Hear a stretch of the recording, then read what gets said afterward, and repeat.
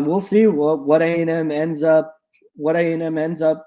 kind of doing down the stretch here. Now their hopes of getting to an SEC championship game are probably out the window with this loss, and they've got to regroup, and they've got a big game left against LSU that is going to still have plenty of implications from a recruiting perspective. And during the final week of the year, come home and regroup against Prairie View A&M, but it's some of the same things that had kind of cost them, and we'll see going on the road again for a true road environment against LSU. It's a chance to bounce back. It's another chance for experience, especially for Zach Calzada, because I don't think he's really played in an environment like he did tonight. And that's taken into account last year and not having the chance to play in front of full crowds. And Kellen Mond being there, there were quite a few guys tonight that this was probably the toughest road environment they've played in. And A&M just looked totally out of sync. Did not look like the team they had been over the past past month or so since the Alabama game. And now you got to turn the page and focus on finishing the year strong. On the defensive side, give up over 500 yards total, 504 yards, and really from that perspective for A&M, it went back to some similar issues as well. Tackling was poor in the first half, and Ole Miss really gashed them on the ground.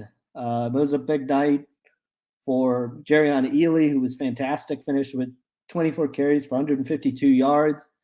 A&M got out of their gap discipline and over pursued at times, and really struggled to deal with the quickness and the pace of this Ole Miss offense. And I thought that was really one of the storylines in the first half, was simply getting lined up. A&M struggled in that regard and kind of got punched in the mouth early.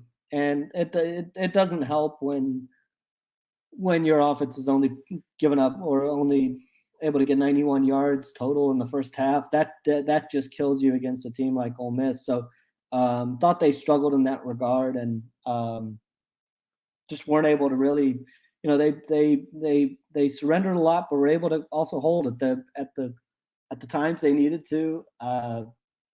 Goal line stand, like I mentioned earlier, was huge, and so they were coming up with some key plays to just be able to hold on to the rope a little bit. Deserve credit for that, and Ole Miss just really wasn't able to put the game away. And gave A&M a chance when, frankly, it could have been over quite a bit sooner. So again, taking your questions, let me know what you thought of this game, where A&M goes from here, where Ole Miss goes from here. They've got a couple games to close out the year. They've obviously got the Egg Bowl against Mississippi State, which I think is going to be just a fascinating game. Looking at Ole Miss's schedule, they've got a real chance as well with Vanderbilt next week.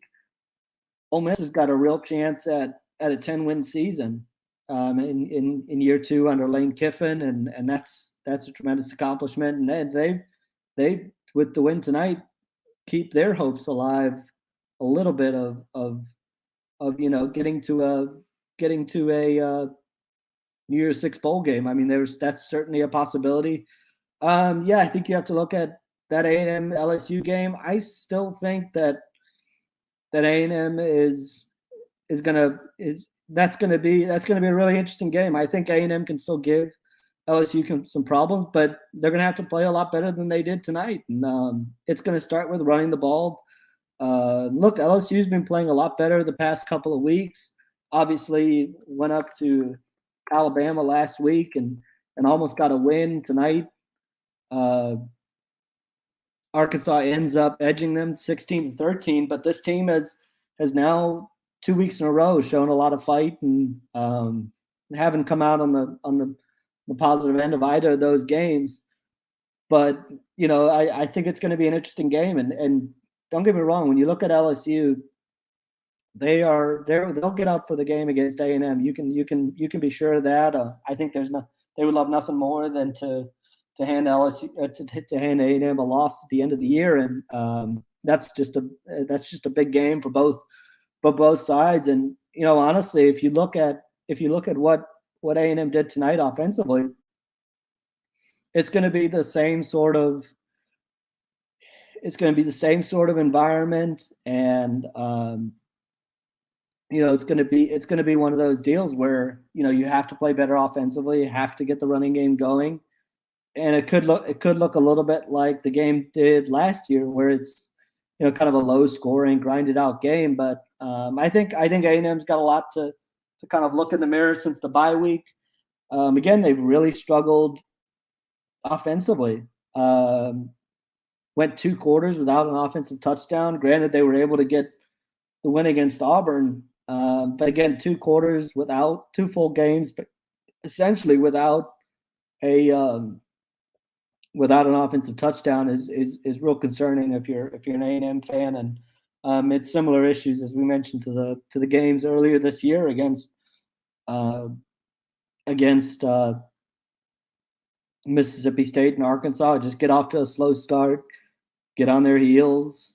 Defense kind of be scrambling a little bit, and then kind of lock in towards the end of the second quarter and into the second half.